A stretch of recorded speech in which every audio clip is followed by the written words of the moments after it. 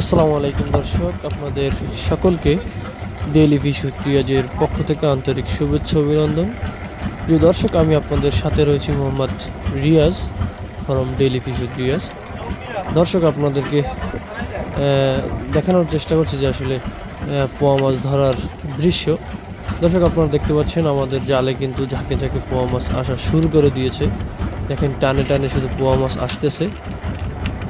এরকম মাছ ধরার ভিডিও যদি আপনাদের ভালো লেগে থাকে তাহলে অবশ্যই আমাদের চ্যানেলটি সাবস্ক্রাইব করে আমাদের পাশে থাকবেন।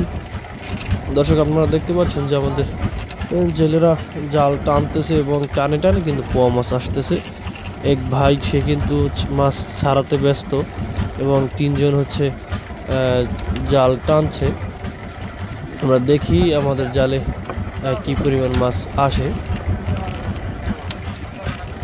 দর্শক, সমুদ্রে প্রচুর পরিমাণ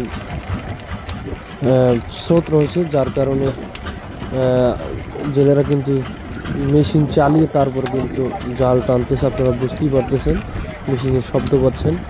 আসলে তারা কিন্তু মেশিন চালিয়ে জাল টানে না, কিন্তু যখন স্রোত বেশি থাকে যে জাল টেনে উঠাতে পারে না স্রোতের জন্য, তখন হচ্ছে তারা মেশিন চালিয়ে তারপরে হচ্ছে জাল টানে।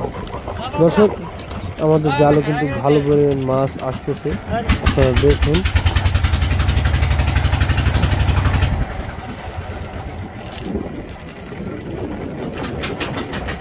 এই যে আমাদের জালে কিন্তু একটি মাছ কিন্তু এসে পড়ছে, যে দেখা যাচ্ছে যে ভাসতেছে মাছটি। দেখেন, মাছটা মোটামুটি সাইজ ভালো রয়েছে, দেখেই বোঝা যাচ্ছে।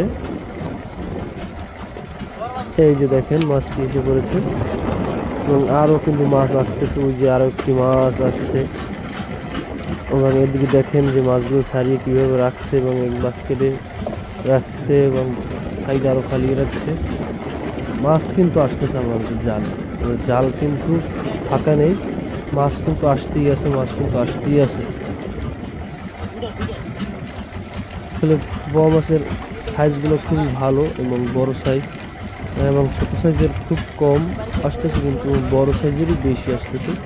এবং সব মাছগুলো কিন্তু তাজা মাছ, এবং এর ভিতরে এবং মাছ রয়েছে যে মাছগুলো লাফাচ্ছে, এরকম মাছও কিন্তু রয়েছে, জেতা মাছ।